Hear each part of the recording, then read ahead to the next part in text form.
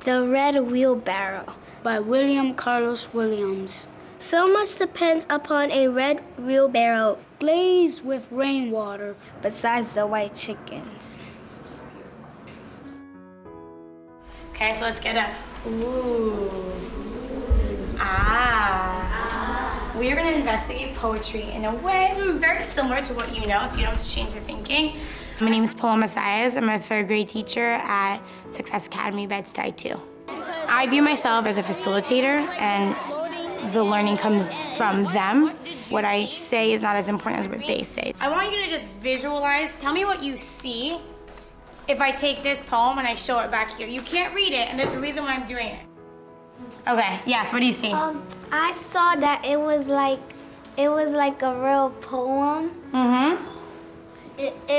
It also had short lines. Mm-hmm. It had stanzas, so it came up and made me think it was a poem. Mm-hmm. There's only a little poem, and then the rest of the paper is just white space. What I notice about these lines is that there are only four words. This poem is very much based in structure.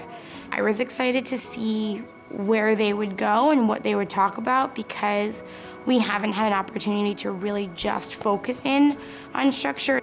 My name is Elisa, and I go to Stuy 2. In class, we talked about what the poet really was trying to say and how he used the stanzas to show what he's really saying. I noticed that it could have been about a red wheelbarrow. Oh, how'd you get that? Let's now look at it a little closer. How'd you get that?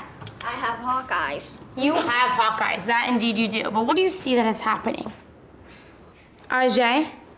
This poem is talking about how this red wheelbarrow is probably holding Where do you get rainwater. that from? I get it where it says a red wheelbarrow glazed with rain. I wanted to add on that it's like probably raining outside and the red wheelbarrow is getting wet.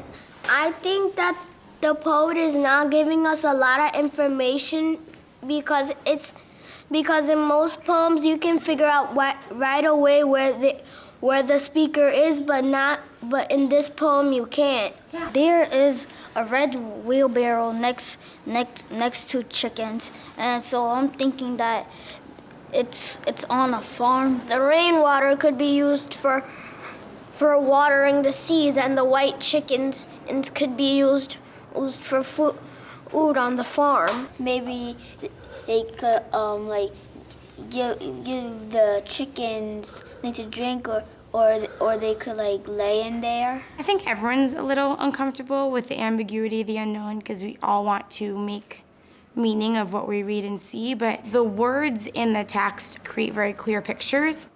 Who has heard of the word glazed before? When have you heard the word glazed? Gerard? Donut. A glazed donut.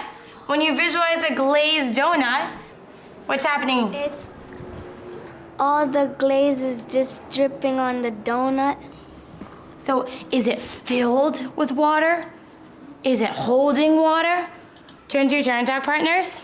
There's some. Go. I think that they're different because the glaze is when it's dripping off, and the other one is when it's filled with water and it's not dripping off. So that's why they're different. When it's glazed, that means there's something dripping out from it and it's not gonna be full anymore. There's a difference because glaze is just when it drops off and a full piece is all the way to the top. You think of the word glaze. Why? Because if it's like a stream, it's like just floating, and if it's like on a donut, it's just like melting down. I agree with you. I didn't really understand what they actually meant, like if the water was in the barrel or dripping off the barrel. Then when I looked at the glazed, it said they're actually dripping off. Did someone's partner say something that they want to share, they talked about with their group? When it's full, that means it's really heavy and it stays still on top. But when it's glazed, that means that it's very light and just a little amount of water coming out. Interesting. Alexandra?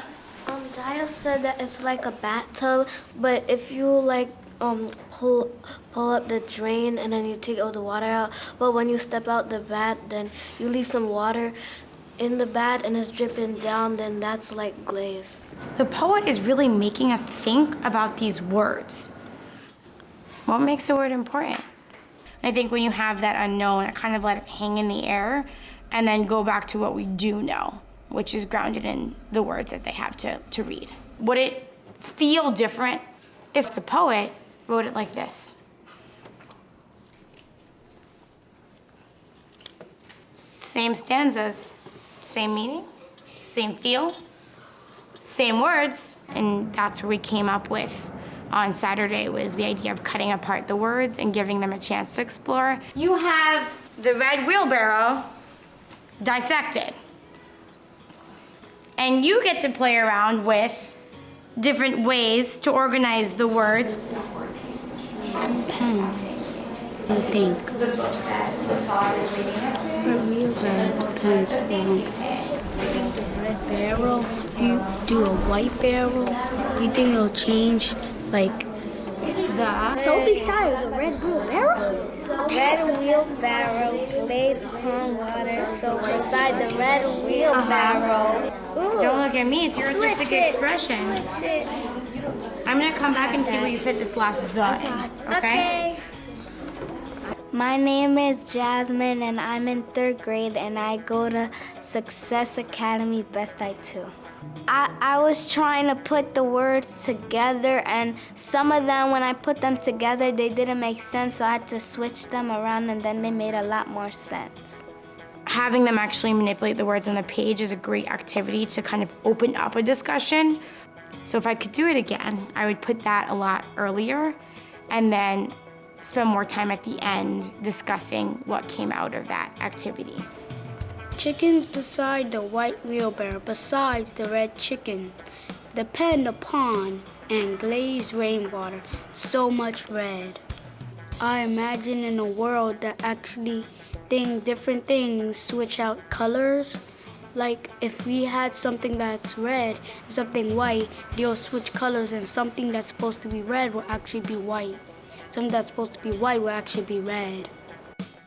The red wheelbarrow glazed with rainwater beside the chickens. When you talk about poetry, it's not just about abstract meaning, but that activity itself is great, and I would do it again.